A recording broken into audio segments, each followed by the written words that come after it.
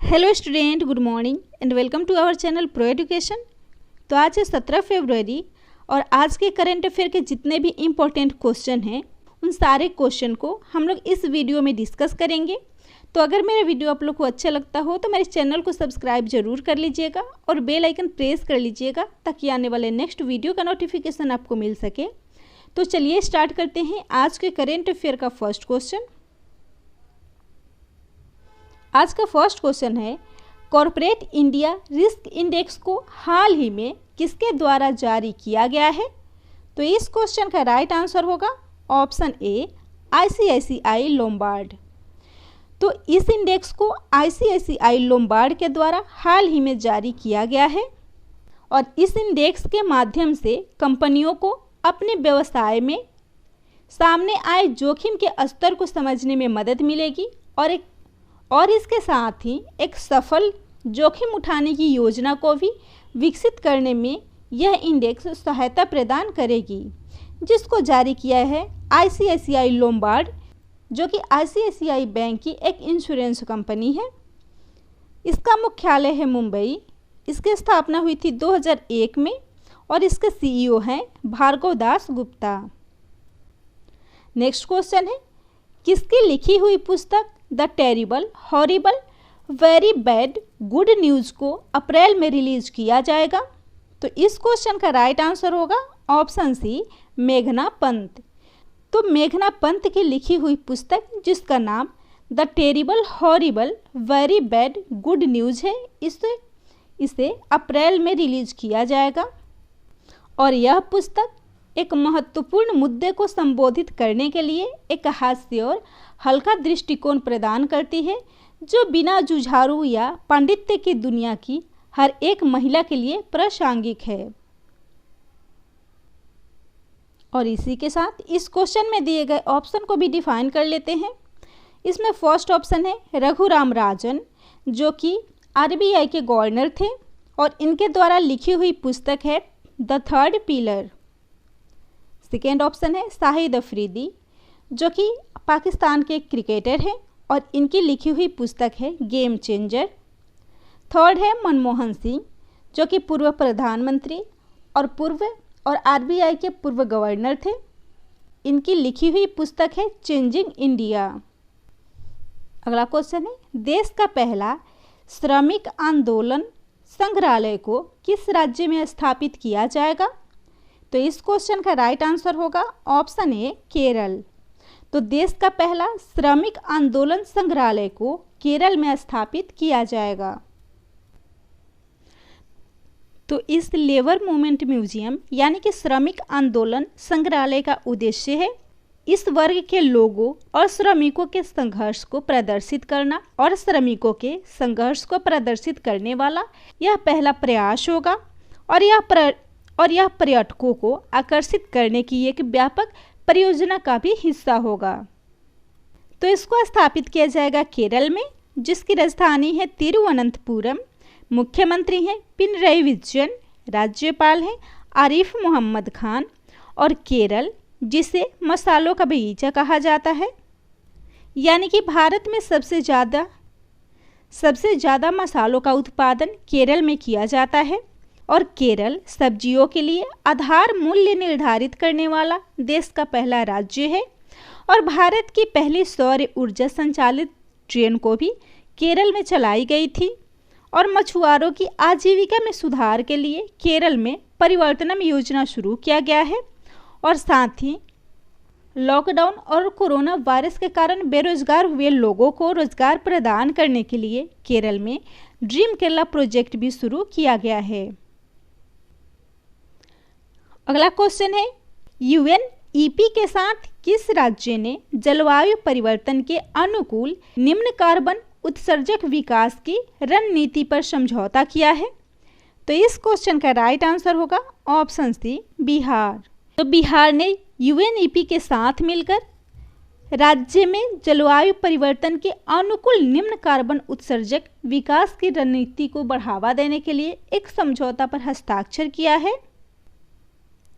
तो संयुक्त राष्ट्र पर्यावरण कार्यक्रम और बिहार के बीच एक समझौते पर हस्ताक्षर हुए हैं, जिसके तहत यूएनईपी इस बदलाव के लिए बिहार को तकनीकी सलाह एवं समीक्षा समेत सभी प्रकार की सहायता प्रदान करेगा। तो इस क्वेश्चन में बात हो रही है यूएनईपी की, जिसका फुल फॉर्म होता है यूनाइटेड नेशंस इन्वायरमेंट प्रोग्राम, जो कि संयुक्त राष्ट्र में शामिल देशों के पर्यावरणीय गतिविधियों पर नियंत्रण करता है। इसकी स्थापना हुई थी 5 मई 1972 में। हेडक्वार्टर है नैरोबी, केन्या, और इसके महानिदेशक हैं इंगर एडर्सन। अगला क्वेश्चन है, जलवायु परिवर्तन पर बने दुनिया के पहले पॉडकास्ट को किस भाषा में लॉन्च किया गया है? तो इस क्वेश्चन का राइट आंसर होगा ऑप्शन सी, भोजपुरी। तो दुनिया के पहले पॉडकास्ट जो कि जलवायु परिवर्तन पर बना है, इसे भोजपुरी में लॉन्च किया गया है। तो यह पॉडकास्ट धरती मैया के नाम से भोजपुरी में बनाया गया है, जिसका उद्देश्य जलवायु परिवर्तन जैसे गंभीर मुद्दों पर आम लोगों को जागरूक करना है। तो पटना साइंस कॉलेज के जूलॉजी विभाग के विभागाध्यक्ष डॉक्टर अतुल आदित्य ने दिल्ली विश्वविद्यालय के स्नातक छात्र सिद्धांत नारंग के निर्देशन में तैयार इस पॉडकास्ट को लॉन्च किया है। अगला क्वेश्चन है, किस शहर की पुलिस को सर्वश्रेष्ठ मार्चिंग टुकड़ी ट्रॉफी 2021 से सम्मानित किया गया है? तो इस क्वेश्चन का राइट आंसर होगा ऑप्शन ए, दिल्ली। तो दिल्ली पुलिस को हाल ही में सर्वश्रेष्ठ मार्चिंग टुकड़ी ट्रॉफी 2021 अवार्ड से सम्मानित किया गया है, और यह सम्मान केंद्रीय रक्षा मंत्री राजनाथ सिंह जी के द्वारा 15 फरवरी 2021 को नई दिल्ली में गणतंत्र दिवस परेड 2021 में सर्वश्रेष्ठ मार्च करने वाली टुकड़ी को प्रदान की गई है।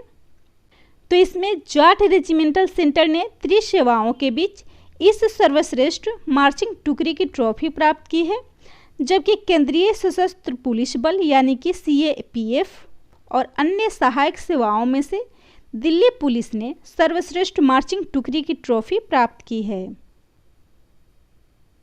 तो इस क्वेश्चन में बात हो रही है दिल्ली की, जिसके मुख्यमंत्री हैं अरविंद केजरीवाल, उपराज्यपाल है अनिल बैजल, और दिल्ली को 1911 में भारत की राजधानी बनाया गया था और 1 नवंबर 1956 को दिल्ली केंद्र शासित प्रदेश घोषित हुआ था।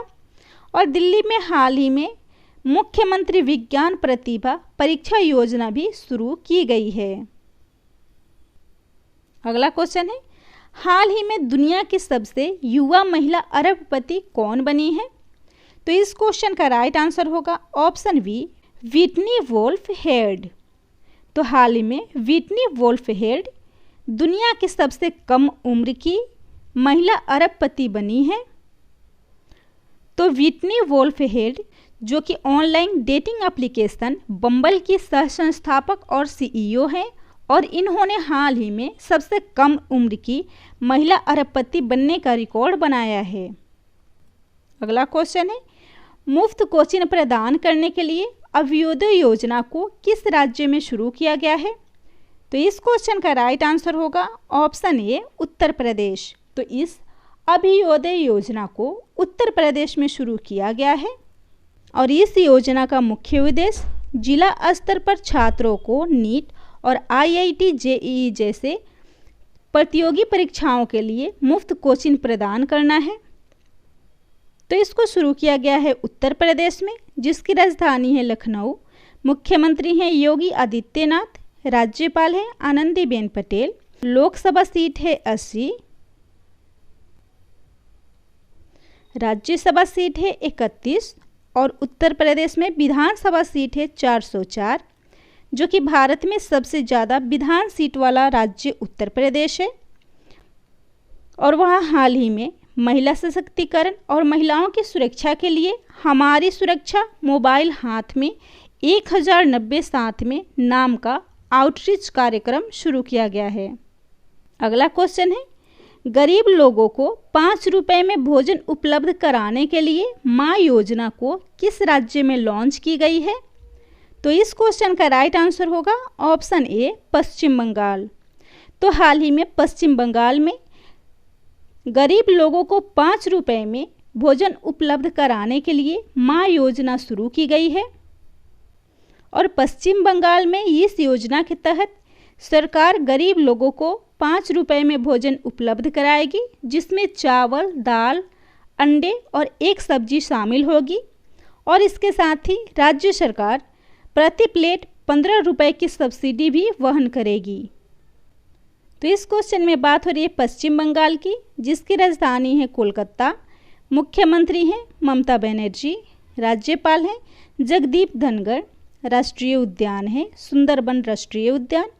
और पश्चिम बंगाल का पड़ोसी देश है नेपाल, भूटान और बांग्लादेश, जबकि पड़ोसी राज्य है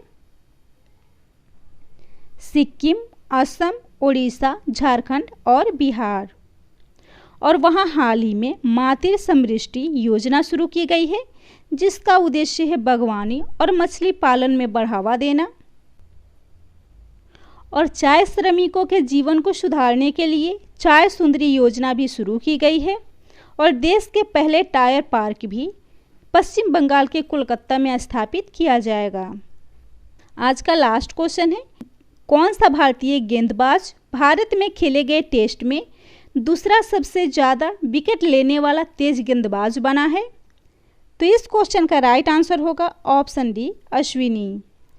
तो अश्विनी, इन्होंने हाल ही में भारत में खेले गए टेस्ट में दूसरा सबसे ज़्यादा विकेट लेने वाले गेंदबाज में रिकॉर्ड बनाया है। तो भारत के ऑफ स्पिनर रविचंद्रन अश्विनी, जिन्होंने हरभजन सिंह को पीछा छोड़कर भारत में खेले गए टेस्ट में दूसरा सबसे ज़्यादा विकेट लेने वाले गेंदबाज बने हैं। और उन्होंने इंग्लैंड के खिलाफ खेले जा रहे टेस्ट मैच के दौरान इस उपलब्धि को हासिल की है।